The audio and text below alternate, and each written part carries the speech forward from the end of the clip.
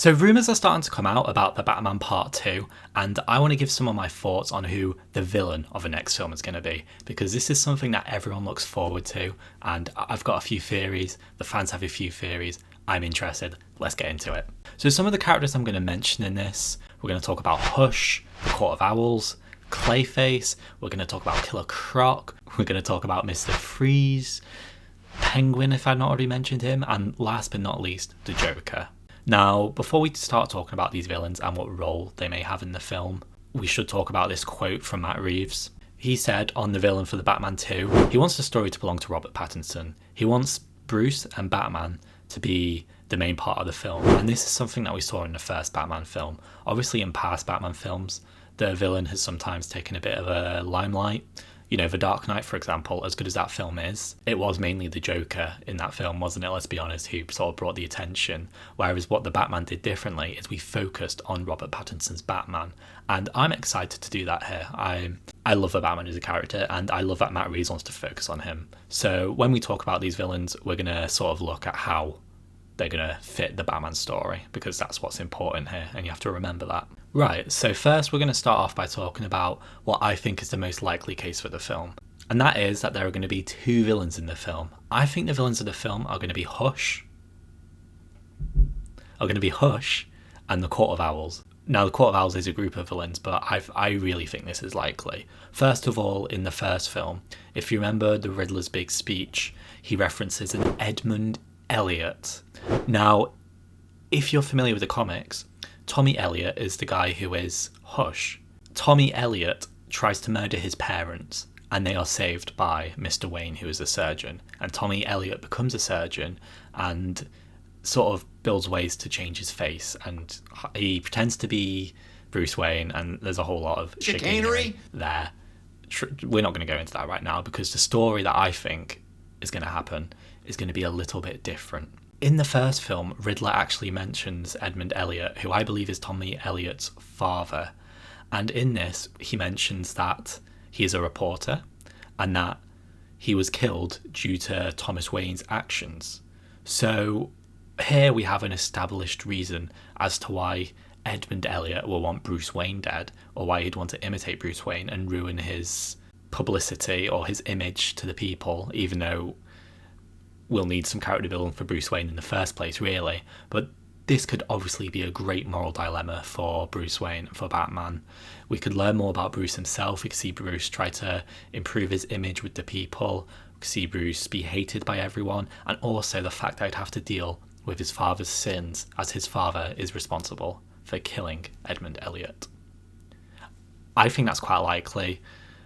I also think the Court of Owls will be involved. I am almost certain about this.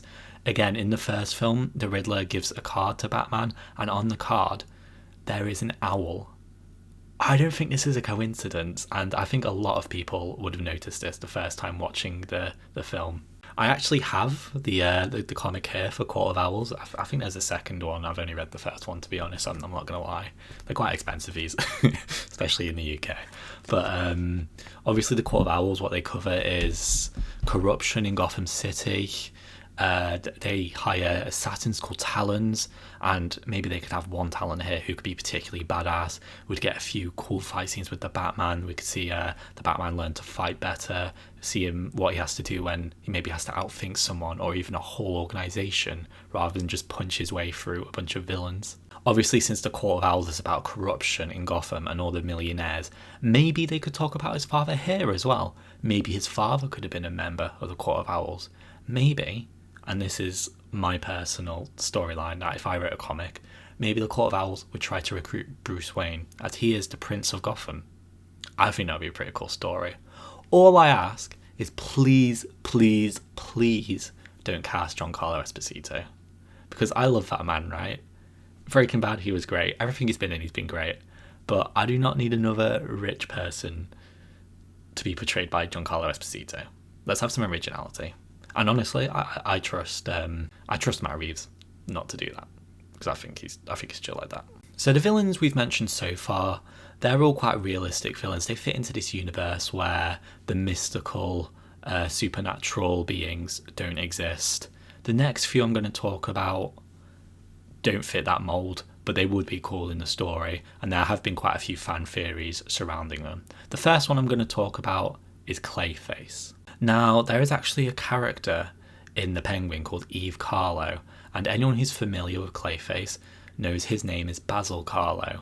So there clearly is some relation, whether this is just a reference or something.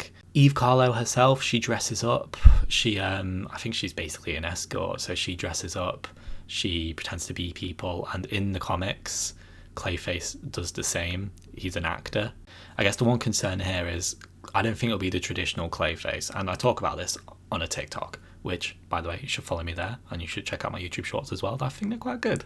What people think is that it'll be a golden age Clayface, which is a portrayal of Clayface where he dresses up as people, he pretends to be people, and he's sort of a murderer, but he's not actually made of clay. As cool as that would be, I think you could do something cool with that, and I'd love to have Clayface in a film. Whenever I think of Clayface, I always think of the first Lego Batman game. I don't know why I loved Clayface in that game, I just thought it was so funny. The next two have been discussed quite a lot, especially following the first Batman film, and that is Mr. Freeze and Killer Croc. Now, if you remember the events of the first film, it ends in Gotham being flooded. And of course, if Gotham's underwater, there could be a lot of cool stuff to do with Mr. Freeze here and Killer Croc. You know, Killer Croc, he's a crocodile. What do crocodiles do? They swim. This would make a good horror movie. I don't think in the Batman Part 2 that this will be the case, as much as I would love it. But, I mean, never say never. It would be cool, and I'd invite it if it happened. But I just can't see Matt Reeves going in this direction. It's a little ridiculous. It'll be sort of like a Sharknado film, which are great films, by the way. Little side note, but I actually own a bunch of shark films, so look at me, how cool. Mr. Freeze would be good. Obviously, we had Arnold's portrayal of Mr. Freeze, which was a bit goofy, but I would love to see one here that's a bit more intelligent, something that's more like the Tom Hardy Bane performance, for example. Again, I can't see them going in this direction because I just can't see them having a character that freezes everything. I don't see how Robert Pattinson's Batman would be able to defeat that. It would be a big step up from the first film, but it would be an interesting character and it would make sense with the water. I just don't think it fits this universe. Right, so these next two characters we're going to talk about, they've already been in the universe, but I do think they could be referenced in this film, and I think they're more likely to be heavily involved in a third film if they do decide to go with a trilogy, which I imagine they will, and I pray to God they will. So the first one is obviously the Penguin. The Penguin has just had his own series. It was amazing. There was no sense of him being an anti-hero. He was a villain, and he is very hated right now. I think he'll have a few scenes in part 2. I can't see him being a massive part of part 2. I think he will be hinted at and he will be shown, but I think in part 3 he'll have a much bigger role, and maybe we'll get to see him running the criminal underworld, because that would be pretty sick. And obviously Colin Farrell is a massive actor as well, and I think they'd want him involved in every single project because ladies love him and he'll bring them in. It's as simple as that. Talking about ladies, we have Barry Keoghan. Look, I'm British. I don't know how to pronounce that name. If you do, feel free to leave a comment below telling me, because I have no clue. But yes, the Joker. Will the Joker be hinted at in this film? Probably. I don't think he's going to have a major role. I think he's going to be the main villain of the third film, and I think this would be great. We know right now he's in Arkham Asylum. We'll just call him Barry. He's being played by Barry, who is massively famous at this point. He's blown up exponentially since he was cast in the role, and, you know, partially thanks to his girlfriend. But also because, you know, some amazing performances by him. And I think he would be really good in the role, and I'd love to see him in the third film. I don't know what the storyline would be, there's no hint of that yet, but we need to see him in that third film, I think, and he will be hinted at in this second film. Again, we know he's in Arkham Asylum. We know that there's an Arkham Asylum series of sorts coming up, and he is rumoured to be involved in that. I don't know how that would work. Again, we have no clue yet, there's no hint at it yet, but it's something we need to see. Anyway, I've been recording for a bit now. If there are any villains I missed out, anyone you would like to see, or anyone you think is going to be in the film, let me know. Let me know what you thought of the villains that I've mentioned so far and who you would like to be in the film. And if you enjoyed the video, please like and subscribe. I really appreciate that. Again, we're growing the channel. It's doing really well right now. We just hit 250 subscribers and I couldn't be happier. So thank you for everyone who's been watching all my videos. I really do appreciate it. Make sure to follow all my socials and yeah, check all that out. Thank you for watching the video. Goodbye.